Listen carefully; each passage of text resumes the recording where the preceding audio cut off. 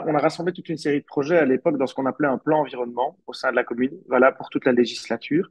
Et dans ce plan, il y avait notamment la création de parcs publics pour le maintien de la biodiversité notamment et la verdurisation un peu de nos espaces publics.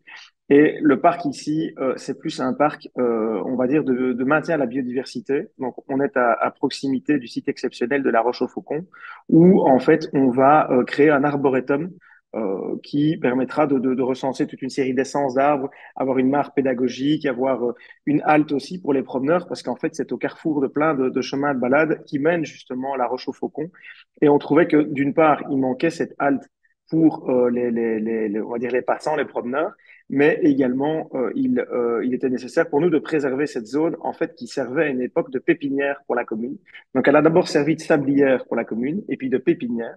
Et donc maintenant, on a associé les deux. On va appeler ça le parc de la Sablière en souvenir à cette époque où ça servait de sablière. Et deux, on va y maintenir énormément d'essences différentes d'arbres et vraiment en créer un endroit pédagogique aussi pour les enfants pour leur expliquer comment tout cela fonctionne. Alors c'est le premier. Le second, il est dans le cadre d'un appel à projet Cœur de village où on a reçu un subside d'environ 380 000 euros de la région wallonne pour réaménager un centre de village.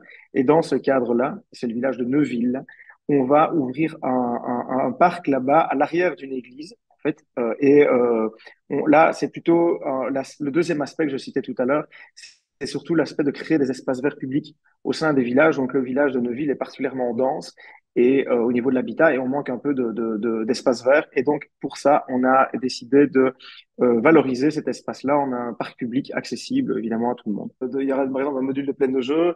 Il y aura également des petits fruitiers, mais là, c'est plus l'aspect divertissant, on va dire, et divertissement. Euh, et également, il y aura du petit patrimoine populaire wallon. Donc ça, c'était un projet qui avait été lancé par la région wallonne de recenser tous les petits, comment dire, petits objets ou le petit patrimoine populaire wallon. Et donc là, il y a tout un patrimoine qui est lié à l'église. Et donc, on va mettre en avant également. Donc, les deux parcs ont le même nom. Finalement, c'est un parc public, mais les deux ont des fonctions complètement différentes.